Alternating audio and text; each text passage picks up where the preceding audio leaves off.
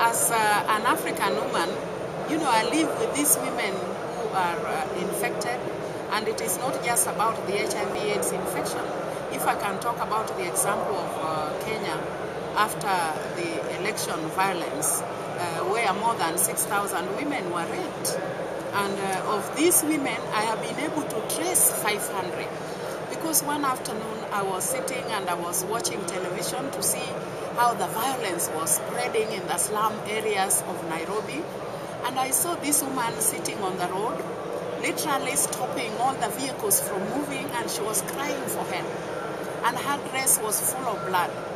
And she was saying, somebody come help me, where's the army, where's the police, who can help me? And I felt guilty. And I said, surely, this is our mandate, to go out and help women like this. Should I continue to watch the video? So I switched off the TV, and I drove to the slum area where she was, and I was trying to trace her. And I asked many people, I was asking in the kiosks, in the shop, that do you know this lady who was crying that her husband has been cut into pieces and thrown into the Nairobi River, and her dress was full of blood? And finally I found someone who said, yes, we can help you trace her, but we need like 2 days. Finally, when I found her, I asked her, how do you feel? And she said, do you know me? I said, I'm another woman reaching out to you. I work for Care International.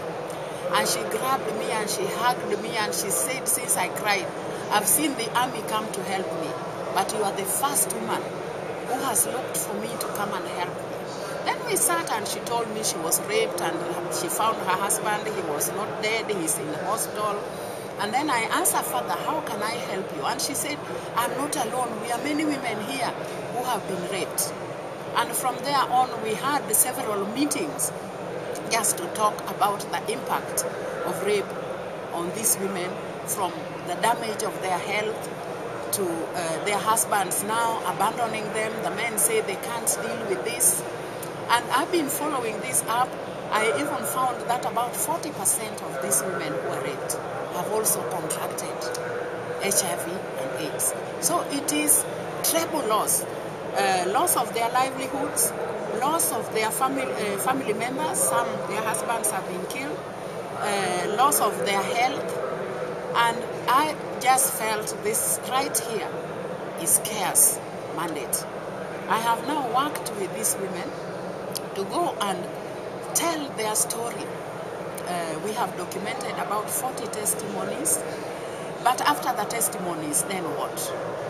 I've taken these women to testify before the commission investigating post-election violence in Kenya, and I had 40 NGOs behind me, so that we stand by these women and we demand that they be compensated by the government in terms of loss of their health, in terms of their dwelling place, and also just in terms of recognizing their rights and making a promise that this will not happen again, but above all, to arrest the perpetrators and put them to court.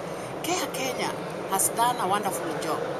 They have fully come on board, and right now they are organizing medical camps so that they screen all the women who are raped in the slum areas of Nairobi, in Kibera and Mathare, and support those who require medical surgery. Also, they organize legal clinics so that those whose cases have not been followed up, they can follow them up with the police and make sure that justice is done in the courts of Kenya, because they have trained paralegals. But at the same time, we are continuing massive advocacy on the rights of these women, and that their voices are heard. And the Commission of Inquiry has been so fantastic. He told us, Care, can you make sure that throughout Kenya, wherever we go, you will put before us survivors. Of course, this is a mammoth task, so we have invited other NGOs to come and work with us on this. So as a woman, I'm fully involved. I feel for these women. As an African woman, I can tell you, there's no African woman who has not been abused in one way or another. It may not be rape, but the low socioeconomic status of women, the challenges women face in terms of culture and tradition is enormous, and I'm not excluded. I fight every day.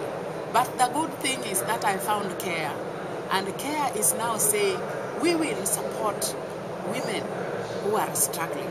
But I must say I'm better off than women in the rural areas, women who are not educated, and maybe women who are right now struggling not only with HIV/AIDS, but also struggling with issues of gender-based violence. So I stand firmly with the women on Africa in their struggle to defend their dignity and enjoy quality of life.